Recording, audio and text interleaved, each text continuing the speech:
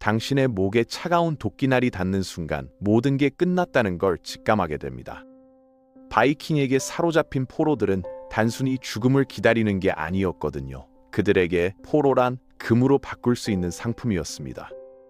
역사 기록에 따르면 8세기부터 11세기까지 바이킹들은 수십만 명의 사람들을 노예로 끌고 갔는데 이들 중 상당수는 다시는 고향 땅을 밟지 못했죠. 오늘은 바이킹에게 붙잡힌 포로들이 어떤 운명을 맞이했는지 그 잔혹한 진실에 대해 이야기해 보겠습니다. 아침 안개가 채 걷히지 않은 해안가, 평범한 하루가 시작되려던 그 순간 수평선 너머로 붉은 돛이 나타납니다. 돛에는 늑대나 용의 문양이 거칠게 그려져 있고 배는 물 위를 미끄러지듯 빠르게 다가오죠. 누군가 비명을 지르며 외칩니다. 바이킹이다. 그 한마디에 마을 전체가 공포에 휩싸이는 건 순식간이었거든요. 사람들은 도망치려 하지만 바이킹의 배는 이미 모래사장에 닿았고 거대한 도끼를 든 전사들이 함성을 지르며 뛰어내립니다. 바이킹들은 단순한 약탈자가 아니었습니다. 이들은 철저하게 계산된 방식으로 마을을 공격했거든요. 가장 먼저 탈출로를 차단하고 저항할 만한 남자들을 제압한 뒤 나머지 사람들을 한 곳에 몰아넣었습니다. 저항하는 자는 그 자리에서 처형했지만 대부분은 살려뒀는데 살아있는 포로가 훨씬 더 가치 있었기 때문이죠. 당시 스칸디나비아 사회에서 노예는 중요한 경제적 자산이었고 노예 무역은 바이킹 경제의 핵심 축 중 하나였습니다. 포로가 되는 순간부터 분류가 시작됩니다. 바이킹들은 사람을 4가지 범주로 나눴는데 이게 정말 잔인하면서도 철저했거든요. 첫 번째는 몸값을 받을 수 있는 사람들로 귀족이나 성직자, 부유한 상인의 가족 같은 이들이었습니다. 이들은 상대적으로 대우가 나았는데 살아서 돌려보내야 금을 받을 수 있었기 때문이죠. 두 번째는 노동력으로 쓸만한 사람들이었습니다. 건장한 남자, 농사일이나 가사노동을 할 수 있는 여자들이 여기에 속했거든요. 이들은 스칸디나비아로 끌려가 평생 노예로 살아야 했죠. 세 번째 범주는 말하기도 끔찍한데 바이킹들의 잔인한 유흥거리가 될 사람들이었습니다. 일부 포로들은 전투 훈련용으로 쓰이거나 종교의식의 제물이 되기도 했거든요. 그리고 네 번째는 아무 쓸모도 없다고 판단된 사람들인데 이들의 운명은 가장 비참했습니다. 늙거나 병들거나 약한 포로들은 짐이 될 뿐이라며 그 자리에서 처형당하거나 바다에 던져졌죠. 분류가 끝나면 지옥 같은 항해가 시작됩니다. 바이킹 전함의 바닥은 상상 이상으로 참혹한 공간이었거든요. 피와 구토물 냄새가 뒤섞인 그곳에 수십 명의 포로가 꽉 들어차 있었고 누울 공간도 없이 서로의 몸에 기대어 앉아야 했습니다. 배가 흔들릴 때마다 사람들은 서로 위로 쓰러졌고 멀미에 시달리는 이들은 자기 무릎 위에 토했죠. 어떤 이들은 기도했고 어떤 이들은 이미 포기한 채 멍하니 앞을 바라봤습니다. 배 위에서의 하루하루는 생존 그 자체였거든요. 음식은 거의 주어지지 않았고 물도 최소한만 배급됐습니다. 바이킹들은 배 위에서 고기를 굽고 술을 마시며 노래를 불렀거든요. 그 냄새와 소리가 굶주린 포로들에게는 잔인한 고문이나 다름없었죠. 매일 아침 눈을 뜨면 옆에 있던 누군가가 숨을 멈추고 있었습니다. 시체는 아무런 의식 없이 바다에 던져졌고 이 항해에서 살아남는 것 자체가 하나의 시험이었거든요. 마침내 배가 육지에 닿으면 포로들 앞에 펼쳐지는 광경은 전설 속 영웅들의 땅과는 전혀 달랐습니다.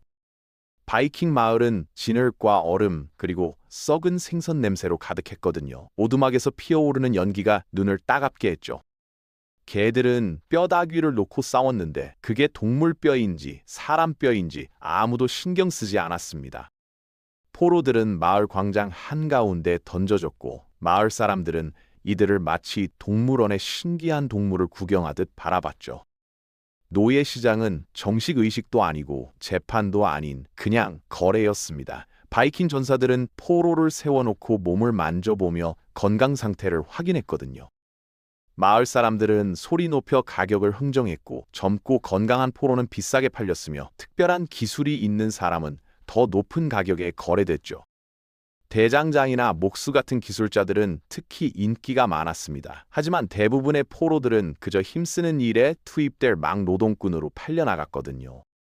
가격은 당시 소 한 마리 값과 비슷하거나 그보다 낮았다는 기록이 남아있죠.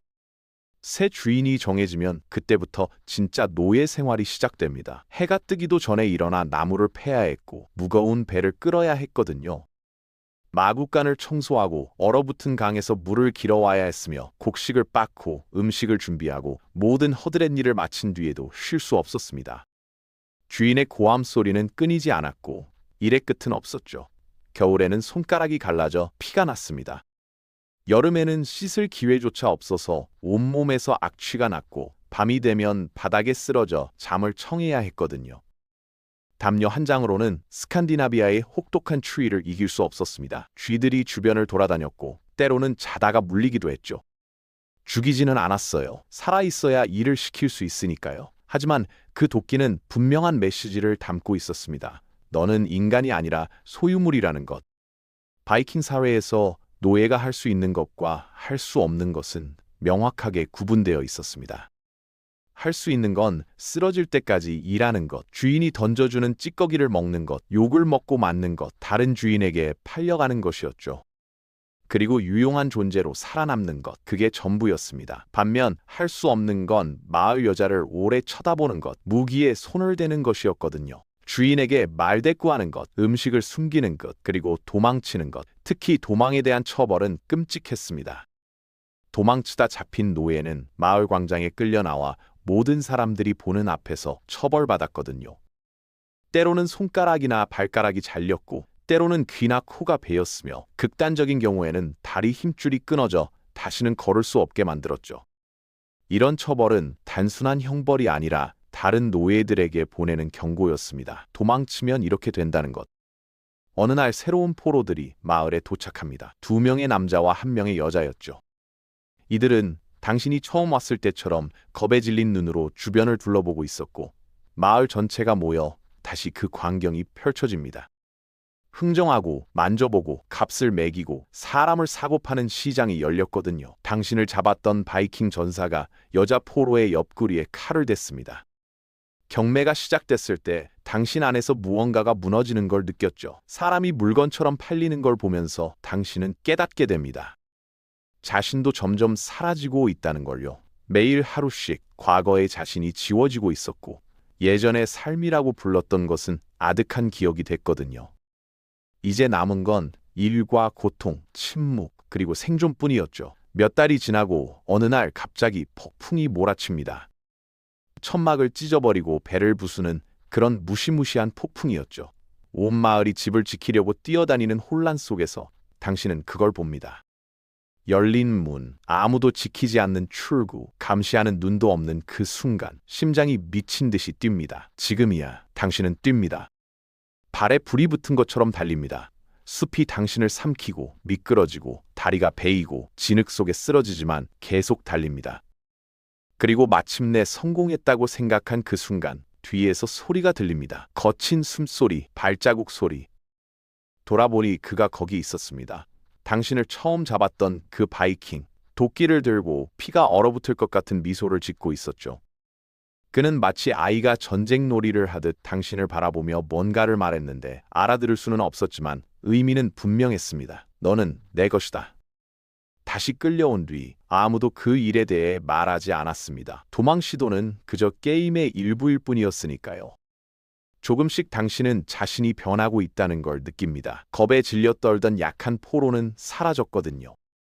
이제 그들의 리듬에 맞춰 나무를 패고 노를 젓고 배를 끌고 추위를 견디고 인간의 한계를 넘는 무게를 들어올리게 됐습니다. 바이킹들은 당신을 단순히 노예로만 쓰지 않았습니다. 그들은 당신을 집단을 강화하는 도구로 사용했고 그 과정에서 당신을 다시 만들었죠. 이게 어떤 도끼보다 무서운 점이었습니다. 적응하면 할수록 과거의 자신을 잊어가고 있었으니까요. 언젠가부터 고향 생각이 나지 않았고 가족의 얼굴도 흐릿해졌으며 예전의 이름조차 낯설게 느껴졌습니다. 1년쯤 지났을 때 기습 공격이 벌어집니다. 다른 노르드 부족이 마을을 침략한 거죠. 비명, 불길, 칼 부딪히는 소리, 완전한 혼돈이었습니다. 당신의 주인이 싸우다 쓰러졌고 불꽃이 혼란을 밝히는 가운데 당신은 인생에서 두 번째 기회를 봅니다. 그리고 이번에는 아무도 당신이 달리는 걸 보지 못했죠. 숲에 도착해서 뒤도 안 돌아보고 생각도 않고 숨도 안 쉬며 달렸습니다. 소음이 마침내 사라졌을 때 무릎이 꺾였죠. 자유였습니다. 하지만 부서지고 찢기고 내면이 망가진 자유였어요. 살아남았지만 대가를 치르지 않은 건 아니었습니다. 이전의 삶 전체가 꿈처럼 느껴졌고 마음은 전쟁터가 됐거든요. 몸에는 아무도 이해하지 못할 흉터가 남았죠. 자유는 과거의 자신을 돌려주지 않는다는 걸 깨달았습니다. 그저 남은 것들과 함께 살아가게 해줄 뿐이었거든요. 당신은 수천 명을 파괴한 것에서 살아남았지만 탈출했다고 말하면 거짓말이 됩니다. 아무도 진정으로 바이킹에게서 벗어나지 못하니까요. 몸은 집으로 돌아왔지만 영혼은 그 배에 남아 있습니다. 새벽에 번쩍이던 도끼에 인간의 목숨에 가격표가 붙어있던 그 얼어붙은 마을에 남아있죠. 그리고 당신의 가격은 생존이었습니다. 오직 생존뿐이었죠.